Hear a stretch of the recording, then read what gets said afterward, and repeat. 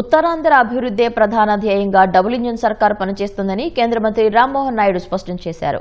శ్రీకాకుళం జిల్లాలో సుడిగాలి పర్యటన చేసిన రామ్మోహన్ నాయుడు నైరా వ్యవసాయ కళాశాలకు సుమారు 37 లక్షల ఎంపీ లాట్స్ నిధులతో ఇచ్చిన బస్సును నడిపి అందరినీ ఉత్సాహపరిచారు.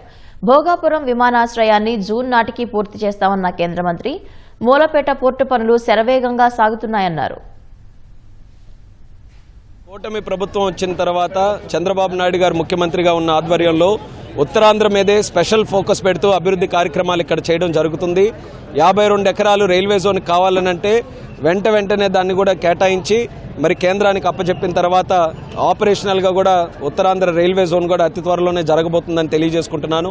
స్టీల్ ప్లాంట్ను కూడా అదే విధంగా సుమారు 12,000 కోట్ల రూపాయలు తెచ్చుకొని అది కూడా మళ్ళీ రీస్టార్ట్ చేయించి అది కూడా ప్రాఫిట్స్లో వెళ్లే విధంగా ఆ కార్యక్రమాలన్నీ కూడా చేపట్టాం.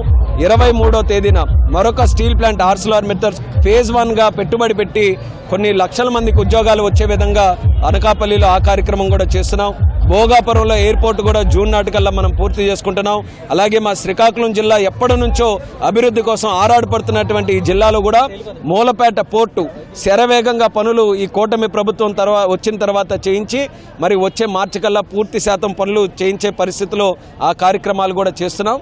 దానికి సంబంధించి సాల్ట్ ల్యాండ్స్ నుంచి రావాల్సినటువంటి పర్మిషన్స్, ట్రంక్ ఇన్ఫ్రాస్ట్రక్చర్, అక్కడ రైల్వే లైన్ కానీ హైవే కానీ పోర్టు తాలూకు అడిషనల్ ఇన్ఫ్రాస్ట్రక్చర్ కోసం సుమారు 385 ఎకరాలు కావాలనంటే కేంద్ర ప్రభుత్వం నుంచి సంప్రదింపులు చేసి మరి పీయూష్ గోయల్ గారి తాలూకా సహకారంతో ఆ పర్మిషన్ కూడా ఈరోజు తీసుకొని వచ్చాం.